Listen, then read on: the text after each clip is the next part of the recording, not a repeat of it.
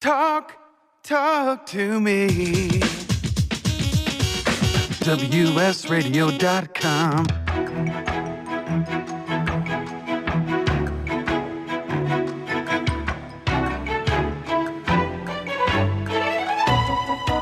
The San Diego Council on Literacy brings you Literacy for All with your host, Jose Cruz. Welcome to the show. I'm Jose Cruz from the San Diego Council on Literacy. You're listening to the Literacy for All radio show on WS Radio. Our guest for this segment is Patrick Farenga. Patrick, do I call you Pat or Patrick? Pat is fine. Okay, real good. Welcome to the show, Pat. So glad to have you. I'm looking actually at the guest questionnaire, and I'm really excited, and I'll tell you why. I do have some teaching background, but I read both two of JohnHolt's books, and one of them is one that you reference, which is How Children Learn, and the other one is called How Children Fail. So I've read both of those, right. And I've loved JohnHolt's work. And I think I'm really going to like what I'm learning about what you're doing at GWS, which stands for magazine for the magazine John Holt founded, Growing Without Success. Growing Without Schooling. Growing Without Schooling. We want success. So welcome to the show, Pat. Thank you. Yeah. So tell us what you're doing. I know that you're heavy on homeschooling, and it's quite interesting on that emphasis. And it's I won't say it's unique, but certainly. It's out of the what we usually expect out of the experiences children are going to have with schooling, what you're doing and why you're doing it. Well, I'm one of those people that wanted to be a teacher. And I got my master's degree in English and came to Boston. Couldn't get a job teaching anywhere because public schools, in fact, they were shutting them down. We had a property tax rollback bill back in that time, 1980, 81. And so I wound up working in a bookstore. And it was right below where John Holt's office was, and he was a frequent person there. And I was asked if eventually I just said, I'd like to get out of this bookstore and do something else with my degree. And one of the cashiers there, her husband was volunteering at John's office. He had just started the magazine in 1977, and he had moved to this new office on Boylston Street, not far, right across the street from the Boston Public Library, basically. And it was just starting, and I said, sure, I'll volunteer there. And make a long story short, I was there. I thought the homeschooling thing was pretty crazy because when I got there, his book about homeschooling called Teach Your Own, which is still in print, had just come out, and it was in hardcover, and it was all over the office, and and I was trying to get my head around who this guy was, so I started with that book, and I couldn't get my head around it. It just didn't make sense, and John wasn't in the office at that time. He was actually doing a speaking tour of Scandinavia. And Peg Durkee, a woman who was working there, said, "Why don't you try his first book, How Children Fail?" She said his books are a journey, and so How Children Fail made perfect sense to me. Like, that described how I felt about school so well. I mean, it just amazed me, and then I still couldn't get behind the homeschooling thing 100%, but I was intrigued. And then I finally did meet John when he came back, and he asked me what I wanted to do. And so I said, I want to be a teacher. And he looked me square in the eye and said, why? Yeah. I said, because I like working with children. And John said, oh, Pat, you got it all wrong. If you become a teacher, you're not going to work with children. You're going to work on children. And I was like, what are you talking about?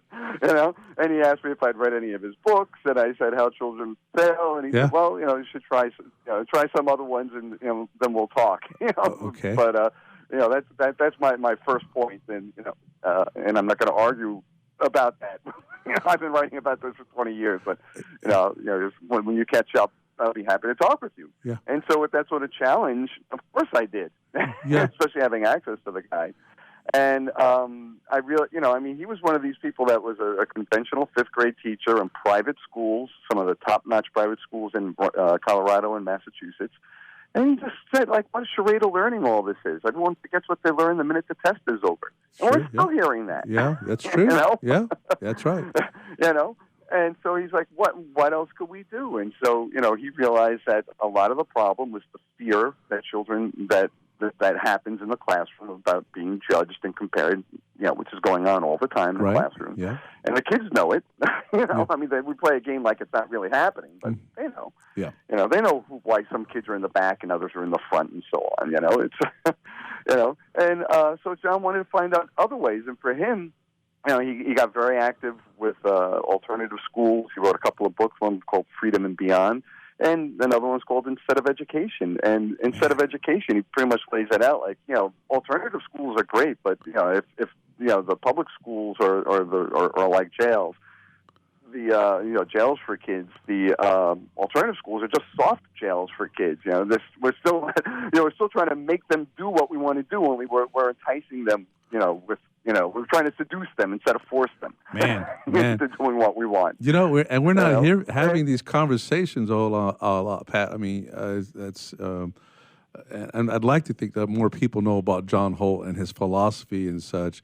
We look at him, if you do know, he's an educator, but he was a rebel, and also just not real happy with what was taking place. And you had the opportunity, in a sense, to be a mentor under him. What a great thing. Mm-hmm. Yeah. So. Oh yeah, I was very lucky. Yeah. So. Are you still running the magazine? Is that part of the work that you're doing? Is it still in existence? We had to. No, when John passed away in 1984, I became the publisher of the magazine, and we published until 2001. So we continued for another 16 years.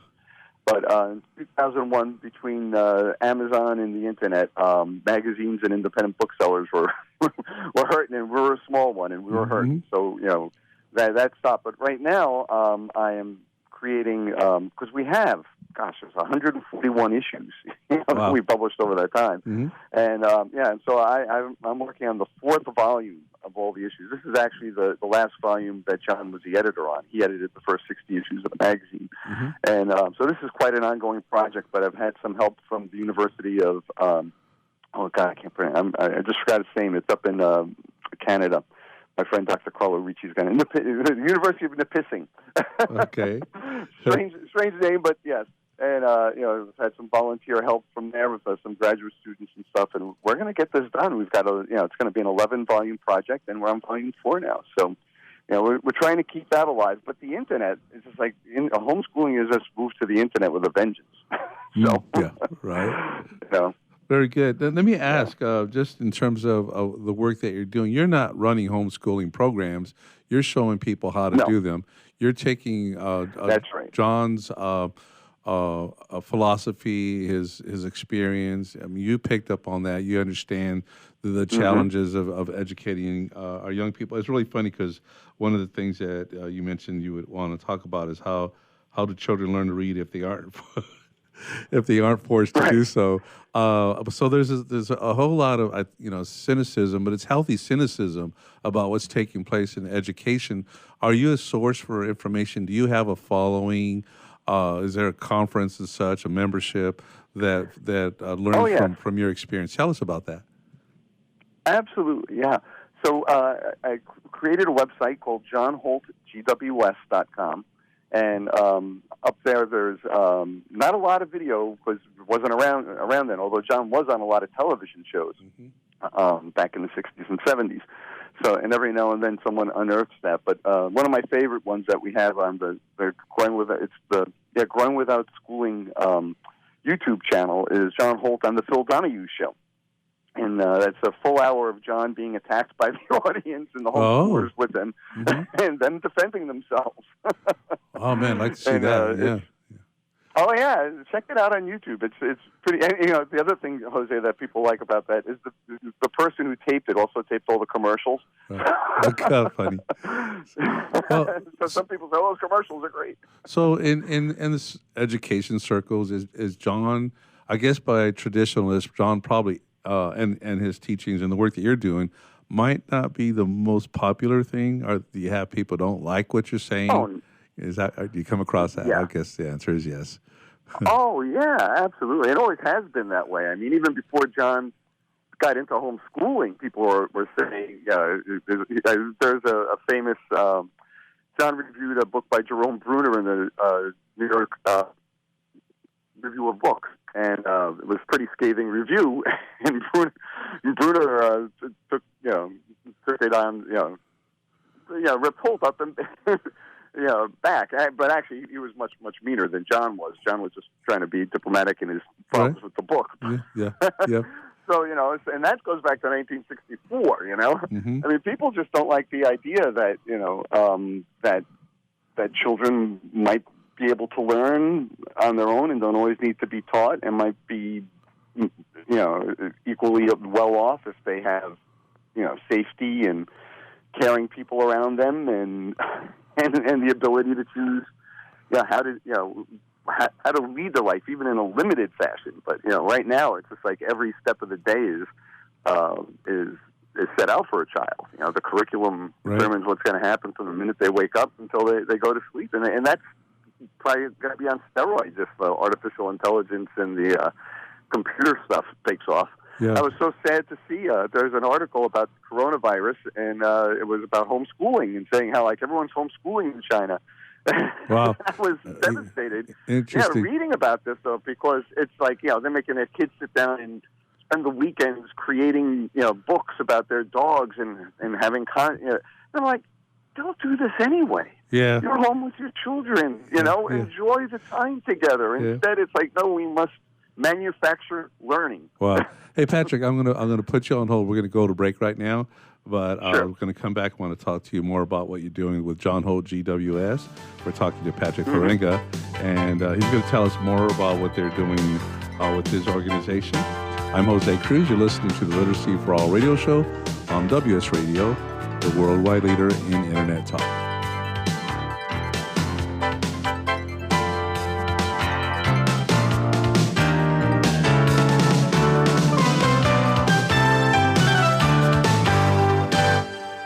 I've heard this is one of the best pizza spots in town. Yes, it is. I'll do a slice of pepperoni, slice of vegetarian. You got it. And I will pay for all of that in 3 days. In 3 days? What's that mean? Well, wait, you accept credit cards. That money's not going to hit your account for 3 days anyway. I need my money quicker. At Chase, we hear you. With Express Funding, card payments are in your Chase account the next business day. Go to chase.com/expressfunding. Chase for business, so you can. Compensated participation. All businesses are subject to credit approval. Not all clients are eligible for next business day funding, and additional terms, conditions, and restrictions apply.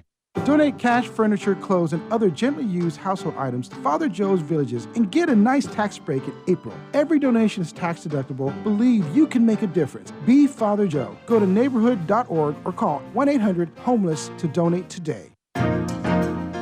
Life is full of misadventures, from car crashes to home fires to getting choked out on the mat. Yes, I said getting choked out because I'm Carlos Kramer, jiu-jitsu competitor, MMA and media personality, and mild-mannered insurance agent. You can follow my adventures on Kick-Ass Radio, and I can protect you from life's misadventures at Kramer Insurance. Home, auto, life, business, and workers' comp. We're at KramerINS.com, and I want you to join my world. This is Bill Gruber with BizVid Communications, a Southern California video production leader. We've been honored to sponsor, produce, write, and host many of the fine programs on WS Radio over the years. So we understand how important the internet and your website exposure are. As video producers, we know the tricks and secrets to incorporate video to increase your search engine optimization and business success. Visit bizvidcommunications.com to see what we can do for you. BIZVID communications.com. Too much to do? Not enough time to get it done? Call on the experts at Another 8 Hours for your business support needs. By partnering with Another 8 Hours, we allow you to focus on the more important matters, like being in front of your clients, doing what you do best, rather than being stuck at a desk poring over paperwork, rummaging through emails, returning phone calls, and struggling to get everything done by yourself. Meanwhile, your family and social life are going down the drain. Go to another8hours.com or call 8 more hours. That's 866-734-6877. Hi, this is Rob Barnett, VinVillage.com, where wine lovers connect. Be sure to tune in weekly to Vin Village Radio for exclusive, in-depth interviews with the who's who in wine and food. Can you imagine a world without children? A world where children don't play, or dream, or imagine? At St. Jude Children's Research Hospital, we're working every day to find cures for diseases that strike down children. Because we can't imagine a world without children. Can you? Finding cures, saving children. St. Jude Children's Research Hospital. To learn how you can help, log on to our website, stjude.org. Talk to me. WSRadio.com.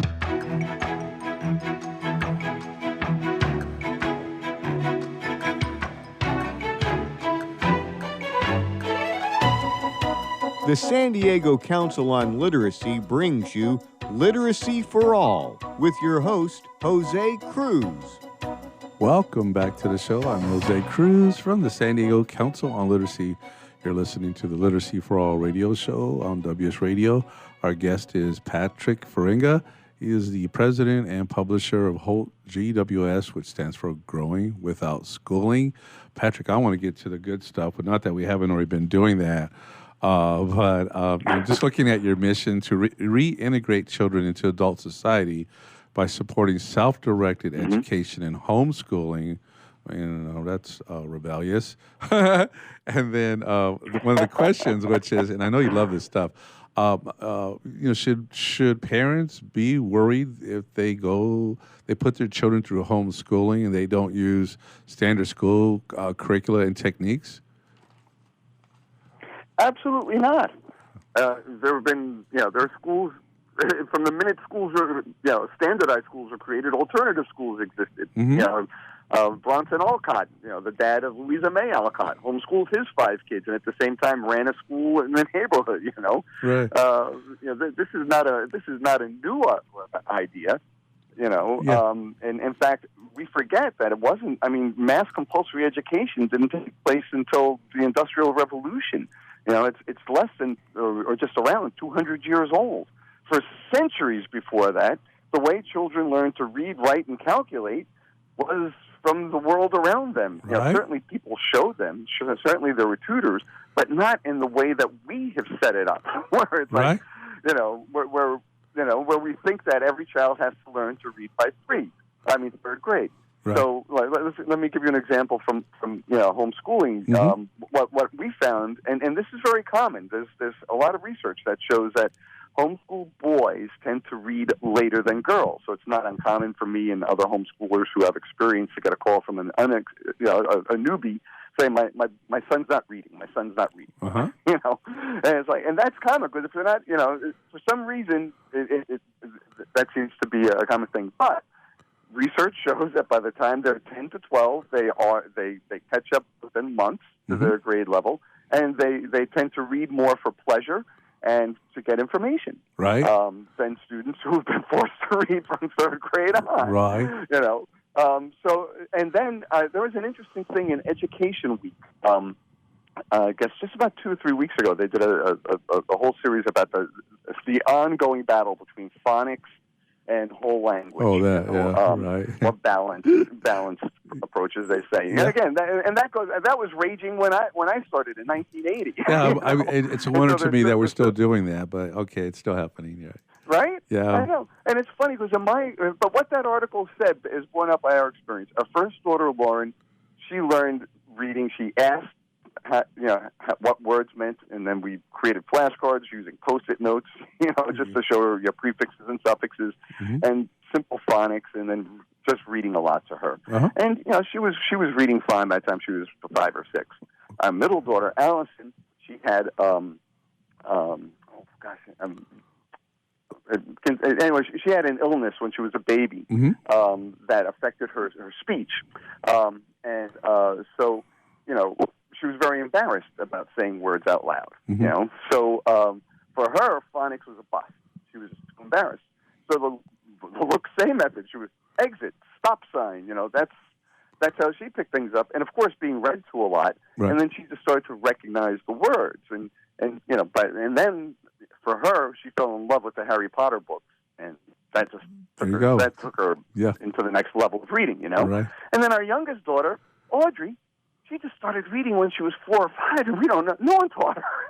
Her sister said they would read to her and answer her questions, but none of us really remember sitting down and doing anything with her. How'd that happen? Right. Yeah. Right? Yes, you have 3 different but then approaches. here's the thing. That, go ahead. Yeah, I'm sorry. Go. But in that article in Education Week, there was one of the researchers noted that 40% of all children will learn to read without being taught. They can learn to read on their own.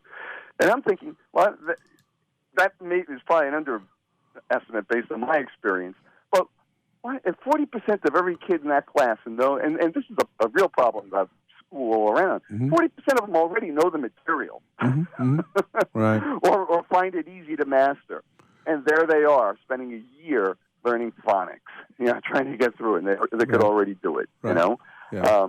So, it's really interesting. I mean, the schools recognize this, but why not, and this is John's point, use their innate learning abilities and curiosity, because, at some point they'll ask, as my daughters have, to read, what's this mean? How do I do this? Yeah. How does this work? What, and, why does this, how do I cook? And that's a great way that homeschoolers teach math. Right. Is, through cooking and stuff, Yeah. And so a lot of this is just based on, keeping children in the flow of life and then showing them. I mean, all my kids have gone in and out of school to take classes. And sometimes the school wouldn't let them, so we'd have to find either friends of ours who could teach them the things that they wanted to learn, or we'd have to find a third-party class, like a community college or an adult ed center that was doing something. And my daughter Audrey wanted to learn Japanese, and her and another homeschooler, her friend Willie, were able to take Japanese at our local community college when they were 12 years old. Yeah. Wow, very nice. Let me ask you a question. Great opportunities. Absolutely. So we're into the last 3 minutes of the show. I'm going to go back to something you said at the very start. The difference to you and also to JohnHolt at the time, the difference between working with a child and working on a child. For our listeners, what is the difference? The big difference is patience. It's patience. If you're a teacher and you've got 30, and it's not your fault. I'm not dumping on teachers. Yeah, no, we don't. My wife works in a public school, Yeah. But you've got to prove that everything you do is having some sort of effect on these children, positive or negative. Note it, and then evaluate it with your colleagues and higher ups, and vice versa, and then get in touch with the parent. There is that, and that's working on the child. It's like we got to bring your kid up to grade level, But what's the rush? Yeah. Especially when we know that they're going to catch up later, at least in reading. Yeah. And then we also know there are late bloomers all in life. JohnHolt talked about that. He himself was a late bloomer. He didn't write his first book until he was in his late 40s, early 50s. Right. Right. So but we just have this idea that we have to work on the kids to pull out like their all that talent that they don't even know they have. Yeah. But my friend Ivanovich, who John introduced me to, pointed out that the word educare does mean to pull out, but what it's referring to is pulling out of breast milk, of feeding at the breast. It's a nurturing thing, and in fact, Ivan even pointed out that there's iconography in the church of bishops who have breasts, and it's like the milk of knowledge. Wow. We forget the roots of these words. Yeah. So it's educating. So it does mean to pull forth, but it doesn't mean like I as the adult have to reach into your brain and make you understand this and pull it out of you. Yeah.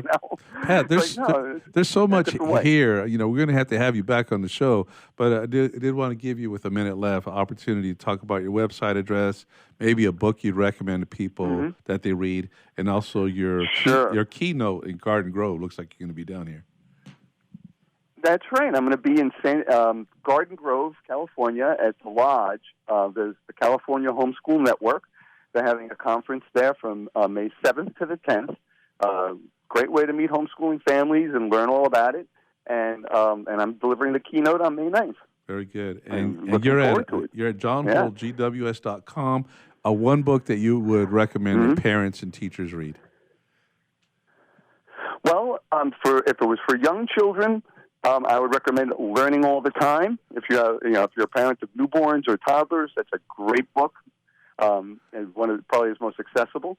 And then How Children Learn. If you're an educator and or someone who's interested in education and wants to think about the bigger picture. Very good. Because schools can be changed. I'll stop you right there, Pat. We're out of time, but we'll have you back. This has been Pat Farenga, and he's joining us from JohnHolt GWS.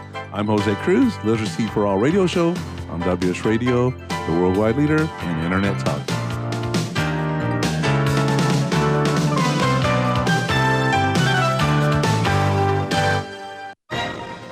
raised $8,000 to build schools for South African children. After realizing how many people go hungry in San Diego, I now volunteer at a food pantry. I'm spending the next year doing volunteer projects across 3 countries and helping in ways they designate to be the most helpful. The World Link program at the Joan B. Kroc Institute for Peace and Justice recognizes the potential of youth as agents of social change. Learn how you can help youth become a generation of leaders in action at peace.sandiego.edu. In the military, things can change in an instant. Your personal life is just the same. Just like you protect our country, you want your family protected. That's why thousands of military members trust Navy Mutual Life Insurance. Navy Mutual is nonprofit, providing current and former Navy, Marine, and Coast Guard families with life insurance, no sales fees, and no military service restrictions. Protecting members on active duty and beyond. Call 1-800-628-6011, 800-628-6011, NavyMutual.org, insuring those who serve.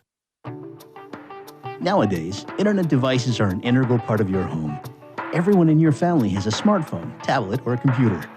Life is easier knowing that all your devices are secured and your family can surf the internet carefree. ESET Multi-Device Security Pack does just that. One license for all your devices. With ESET, it's simple to stay protected and save money. Enjoy safer technology with ESET Multi-Device Security Pack at ESET.com. That's ESET.com. I've heard this is like one of the best pizza spots in town. Yes, it is. I'll do a slice of pepperoni, slice of vegetarian. You got it. And I will pay for all of that in 3 days. In 3 days? What's that mean? Well, wait, you accept credit cards. That money's not going to hit your account for 3 days anyway. I need my money quicker. At Chase, we hear you. With Express Funding, card payments are in your Chase account the next business day. Go to chase.com/expressfunding. Chase for business, so you can. Compensated participation. All businesses are subject to credit approval. Not all clients are eligible for next business day funding, and additional terms, conditions, and restrictions apply. Tired of presentations with no impact, no inspiration, and no traction? Do dull speakers have you and your team disengaged and distracted by smartphones? Christopher McAuliffe brings energy, insights, and 2 decades of experience, delivered with punch, humor, and heart. Your team will leave energized, uplifted, and with a sense of purpose. Visit ChristopherMcAuliffe.com to bring some heat to your next speaking engagement. McAuliffe. ChristopherMcAuliffe.com. Hey, it's Catherine from Listen Local Radio. Moe's Guitars has proudly served the San Diego music community since 1975. Specializing in guitars, basses, mandolins, banjos, and ukuleles, they buy, sell, trade, and consign. If you're looking for lessons, repairs, accessories, and cool gear, you found the right place. Located in downtown La Mesa Village, stop by and check out their digs or visit moesguitars.com or their Facebook page. MOZEguitars.com, 619-698-1185.